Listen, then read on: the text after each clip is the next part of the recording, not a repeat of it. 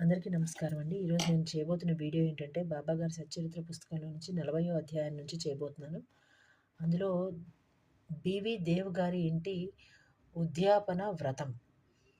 దహానులో BV Dev గారు అని మమల్తాదారు ఉండేవారండి. వారి తల్లిగారు ఒక 25 నుండి 30 నోములు నోచారనమాట. వాటికి ఉద్యాపన ఇవ్వవలసిన కార్యక్రమం.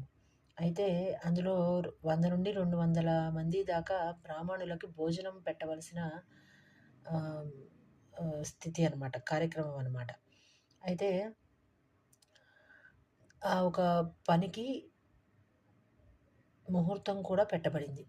అయితే బివి దేవ్ గారు బాపు సాహెబ్ జోగ్ గారికి ఒక లేఖ వ్రాస్తారు. అందులో బాబా గారు ఆ ఒక భోజనానికి వారింటి ఉద్యాపన కార్యక్రమంలో పాల్గొని భోజనం చేయాలి అని ఆయన కోరికని విన్నవిస్తూ బాబా గారికి చెప్పమని లేఖ రాస్తారు. అయితే జోగ్ గారు ఆ లేఖని బాబాగారి ముందు చదివి వినిపిస్తారు. అయితే బాబాగారు చెప్తారు, అతను సంతోషపడే విధంగా జవాబు రాయండి. నాతో పాటు ఇంకా ఇద్దరు కుర్రవాళ్ళు కలిసి ముగ్గురు వస్తారని చెప్పి వ్రాయండి. నేను వెళ్ళడానికి నాకు బండి, టాంగా, విమానం లాంటివేమీ అవసరం లేదు. నన్ను ప్రేమగా ఎవరు గుర్తుంచుకుంటారో వారి దగ్గరికి నేను పరిగెత్తుకుంటూ వెళ్తాను అని ఉత్తరం వ్రా ఉత్తరానికి జవాబు రాయమని చెప్తారు. జోగ్ గారు బాబాగారు చెప్పినట్లుగానే రాస్తారు. అది ఆ లేఖ చేరిన వెంటనే డీవీ దేవ్ గారు ఆ లేఖని చదివి సంతోషిస్తారు. సంతోషించి వారి ఇంటి కార్యక్రమానికి సంబంధించిన పనుల్లో మునిగిపోతారు. అయితే కొన్ని రోజుల తర్వాత ఉద్యాపనకి రోజులు దగ్గరవుతూ ఉంటాయన్నమాట. అయితే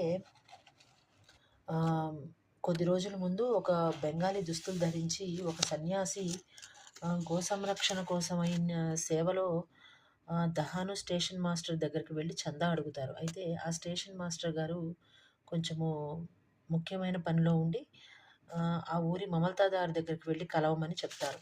అయితే ఆ మమల్తాదారే అనుకోకుండా వస్తారు. ఆ మమల్తాదారు ఎవరంటే బివి దేవ్ గారు. అయితే ఆ సన్యాసిను బివి దేవ్ గారు కాసేపు ప్లాట్‌ఫార్మ్ దగ్గరే ఒక బెంచ్ మీద కూర్చొని మాట్లాడుకుంటారు కొద్దిసేపు కూర్చొని. తర్వాత తర్వాత ఆ ఊర్లో ఏం జరుగుతుందనేది చెప్తారు. నేను చందా ఇవ్వగలను, కానీ ఆల్రెడీ ఇలాంటి చందాలని పోగు చేస్తూ ఒక వ్యక్తి మా ఊర్లో ఉన్నారు. సో, వెంటనే ఇట్లాగా రెండో వ్యక్తి కోసం చందాలు వసూలు చేయడం అంటే బాగోదు. ఒక 2, 3 మాసాల తర్వాత రమ్మని చెప్తారు. అయితే ఆ సన్యాసి వెళ్ళిపోతారు. ఆ సన్యాసి వేరెవరో కాదండి, బాబాగారే.